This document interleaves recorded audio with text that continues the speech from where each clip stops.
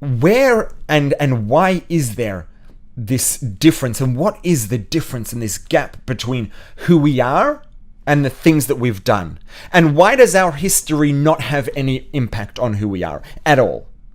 And if we can really get our heads around that, get a grip on that, and really see that clearly, if we can really see, understand, and believe truly that our history, positive, negative, or otherwise, has nothing to do with who we are, then it doesn't have to have anything to do with our belief in our realistic potential. It doesn't have to have any impact on our motivation, and it doesn't have to have any impact on our future.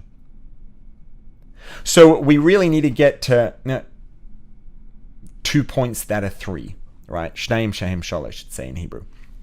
Point number 1 is, who are we? What defines who we are, right? I keep on saying that our history and our baggage and our past doesn't define who we are. Okay, so what does define who we are? Who are we actually?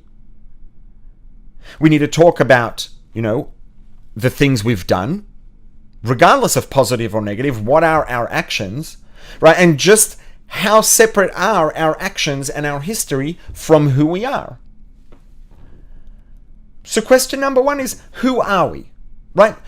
What is it that defines who each of us is? What is it that defines who I am? What is it that defines who you are? Who we all are? Right? Number 1, every one of us has a body. Every one of us has a soul. Every one of us who has a body and a soul is a living person, created in the image of divinity, created in the divine image of the Creator, of God, of absolute infinity. Every one of us who has a body and a soul and created in the image of God has a conscious experience, has a mind, has feelings. That's who we are. I am, you are, every one of us is an individual whose ultimate identity is divinity, a soul, a spark of God inside, a spark of the Creator, a spark of absolute infinity inside. And we are a person, an individual, a divinely powered and driven individual with a mind, with feelings, and with an experience. That is who we are. And every one of us, as a person with a body and a soul, and a piece of the Creator inside, an instance, a spark of divinity inside, has unimaginable potential. If every one of us, any one of us, we all individually, our specific potentials are unique and very different, but every one of our potential of what we can do and achieve in life and the difference we can make, if we're really doing everything we can, is unimaginably enormous. Right? And all of that sounds nice and good, right?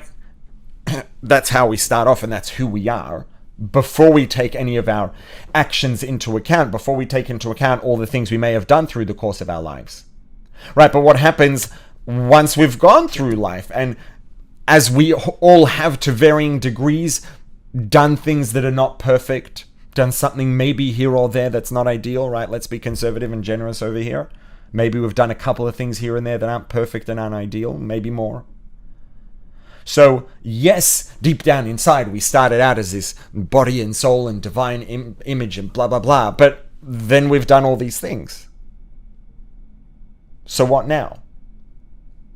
Right? And the answer to that is another question, especially being Jewish, right? The answer to the question is always another question. And the counter question is, okay, of the things that define who we are, which of those things changed as a result of what we did? Right? I may have done all manner of bad things. Did that change the fact that I have a body? No. Did it change the fact that I have a soul? No. Did it change the fact that I'm created and every one of us is created in the image of God, of absolute infinity? No. Does it change the fact that everyone is divine deep down inside? No. None of those things changed. It doesn't matter what our behaviors were. Once we understand what it is that defines who we are, our behavior did not touch any of those things. So clearly our behavior, our behavioral history, our baggage, let's call it, didn't affect who we are at all. None of the things that define us were impacted, touched in any way by the things we've done, by our history, by our quote-unquote baggage, right? The things we do, even the thoughts we think, certainly the words we speak, everything we do, it matters. Of course it matters, right? If it didn't matter, there'd be no point to it all. Of course it all matters. Everything has an impact. Everything has an impact on the people around us. It has an impact on the universe. It has an impact on, on the realization of our purpose. It has an impact on bringing divinity and godliness into the world, into uplifting the world.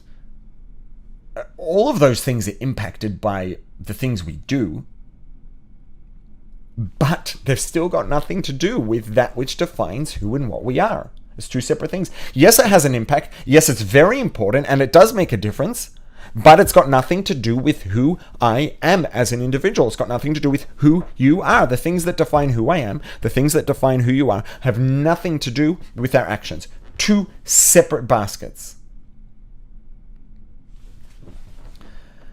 Now, that being said, it's very common and frankly, it's very natural that if we're not paying attention, we will, at least subconsciously, start to include our behavioral history and the things we've done as part of the picture of who we see ourselves as. That does happen. It happens probably universally in the absence of, intentional effort to be on top of making sure that doesn't happen. And that's why, it's very natural for, let's call it undesirable behaviors, non-ideal behaviors. It's true of positive behaviors also, but, for now, for the point of the conversation, for non-ideal behaviors, negative behaviors, to become self-fulfilling. Because we've done something negative, subconsciously, that becomes a part of the picture of who we see ourselves as, how we identify, oh, I'm a person who did that. I'm a person who does that. Which means I'm not a person who didn't do that, and I'm not a person who doesn't do that, which means I start subconsciously, automatically to believe that that's the kind of person I am, which means the likelihood of me not doing that, the likelihood of me doing the opposite becomes less. And as I become less, as my estimation of the realistic likelihood of me doing the opposite of what I've done in the past becomes less, I become less motivated to try. Which, if that's how I perceive myself, it makes sense to be less motivated. If it would be true that I didn't have a likely chance of succeeding, it would make sense not to be motivated to try, because maybe it would be a waste of effort, right? So it's very natural that the negative things become self-fulfilling because it creeps into the way we view ourselves, how we define ourselves, the picture of who we see ourselves as, which then reduces our motivation, which increases the likelihood of us doing what we don't want to do, doing what we really shouldn't be doing, because we have less belief in the realistic likelihood of us doing the right thing. And then, our perception and estimation of ourselves continues to get less and less, which our motivation then becomes less and less, and then our behavior is realistically likely to go more and more downhill. All of that makes sense when we have that estimation of ourselves and when we're taking our behavioral history and factoring it into the picture of who we see ourselves as. But that's all based on an incorrect premise. It's all false, right? Because the fact is, that's not who we are. It's got nothing to do with who we are. Regardless of what I've done, I am the same individual I was yesterday. I'm the same individual I was 10 years ago. I have the same body. I have the same soul.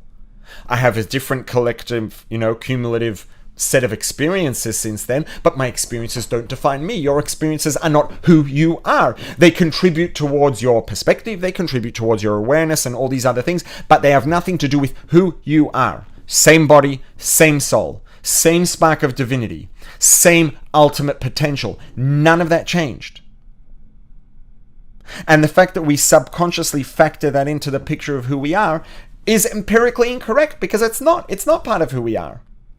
But as long as we allow it to creep into the way we identify, the way we self-identify, the picture we see of ourselves, it is going to result in us perceiving ourselves as having less realistic likelihood of achieving, which is going to become self-fulfilling, and we will have a reduced likelihood of realistically succeeding at any given thing because we're less motivated because we don't believe we can succeed. If we don't believe we can succeed, we're not so interested to try. And if we don't interested to try, we're less likely to try as hard, and we are actually less likely to achieve. But the reason we're not achieving is not because we really have any less potential. It's because we're less motivated and less interested because we feel or think that we have less potential based on the fact that we've mistakenly snuck our past behavior into the picture of who we are when it's actually got nothing to do with who we are. Who we are did not change. We're the same person as before, same body, same soul, and same potential. So ultimately here, the decision that really can make or break. I didn't say it's the decision that will make or break, because there are a lot of different things that can, be very drastic, and it's not like this is the one thing and nothing else.